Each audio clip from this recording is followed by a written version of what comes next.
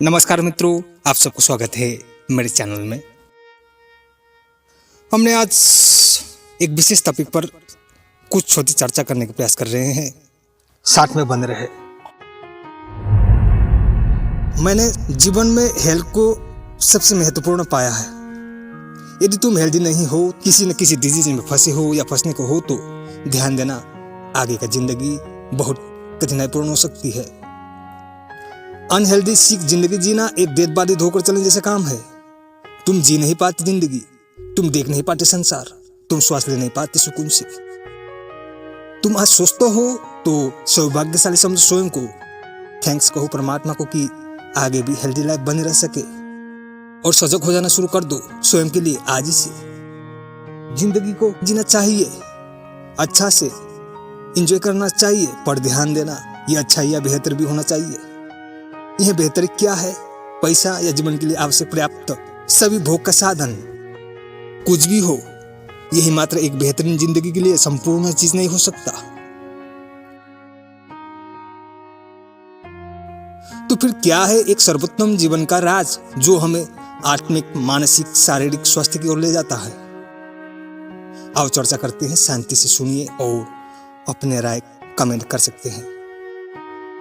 धन दौलत शोहरत के अलावा भी साधुता एक ऐसी सात्विक जीवन प्रणाली है जिसमें कोई धर्म, संप्रदाय, मत, सिद्धांत, समाज, तबका, रास्ता की सीमा आड़े नहीं आता। यह मानवता मात्र का आवश्यक सर्वहित पूर्वक सर्वआयामी सत्य सिद्धांत, principle of multi dimensional truth से प्रेरित शुद्ध जीवन पद्धति है, जिसमें मानव मात्र की हर तरह की चंगाइयां स्थित है। हेल्थ के बात करते करते साधुत्व तो कहां से आया, आप सोच सकते हो। गंभीरता से समझना इसको, बहुत गहरी सार और महत्व की बात है। आपको दुनिया बाहरी आवरणों के निस्सार बातों में ही भड़का सकता है, पर यह मेरे काम नहीं है, क्योंकि मुझे पता है सात्विकता, शुचिता, सत्यता और संयम मिलकर साधुत्व बनती है। ये अर्थ यही साधुत्व ही सभी तरह की स्वास्थ्य का मूल भी है। सभी तरह का मतलब है शारीरिक, मानसिक, आत्मिक, सामाजिक, पारिवारिक आदि जो भी हो, सभी स्वास्थ्य का भूखे हैं अथवा इन्हें स्वस्थ होना जरूरी है। हेल्थ का मल्टी डायमेंशनल स्रोत कुछ ऐसी ही बनती है जहां मानसिक, भौतिक, आत्मिक, सामाजिक सभी पक्ष का बेहतरी जुड़ा हो। शरीर स्वस्थ हो, मन असुस्थ, तो भी तुम्हें पूरा स्वस्थ नहीं कहा जा सकता। मन और तन स्वस्थ हो पर समाज और परिवार असुस्थ हो, तो भी हमारे स्वास्थ्य मात्र दीर्घजीवी रहे, यह भी असंभव है। तुम्हारे आत्मा का शरीर तुम हो तो समाज का शरीर उसका संस्कृति, सभ्यता या उसकी जीवन जीने की ढंग, जो असुस्थ होने पर क्या हो सकता है तुम कल्पना कर सकते हो। जिन्हें स्वस्थ रखना तुम्हारे हमारे स्वस्थ जीवन के लिए प्रथम आवश्यकता है। सामाजिक शुद्धता का मूल सोर्स क्या है? आइए आध्यात्मिक परिदृश्य के भीतर समझने के प्रयास करते हैं। सभी समाज की उच्चतम जीवन जीने की ढंग का मूल आदर्श साधुत्व ही है। यह गंभीर बात है, मजाक नहीं। इससे बाहर ना दर्शन है ना संस्कृति। साधुता एक स्वैच्छिक शुद्ध आचरण का बड़े ही पवित्र शब्द है। यह किसी एक धर्म विशेष, तबका विशेष की शब्द नहीं है। यह सार्वभौमिक सत्यता का अनुशीलन, अनुगमन युक्त आदर्श का व्यावहारिक, परिष्कृत और संस्कारित अनुशासित जीवन प्रणाली का रूप है, जो मानव मात्र के लिए सर्वाधिक वांछनीय, मान्य, अनुकूल और स्वीकृत है। सभी धर्म संप्रदाय का शिक्षा, दीक्षा, प्रशिक्षा और हमारा अपना उन्नत सभी आदर्शता साधुता, संतुत्व के आत्ममिति का होता है। साधुता सात्विकता, शुचिता, सौहार्द, समता, सर्वात्मिक ऐक्यता में प्रतिष्ठित चीज है। तुम संकीर्णता को छोड़ दो, यही तुम्हारे साधुत्व का प्रथम द्वार है। बीमारी दो तरह का होती है, एक मानसिक, दूसरा शारीरिक। यदि तुम्हारी और समाज की मानसिकता बीमार हो जाता है तो तुम भी बीमार हो जाते हो। उसका इलाज उपरोक्त सूत्र के भीतर खोजा जा सकता है। जो तुम्हारी राजनीति पूरा नहीं कर सकता, उसी धर्म का सूत्र पूरा करता है।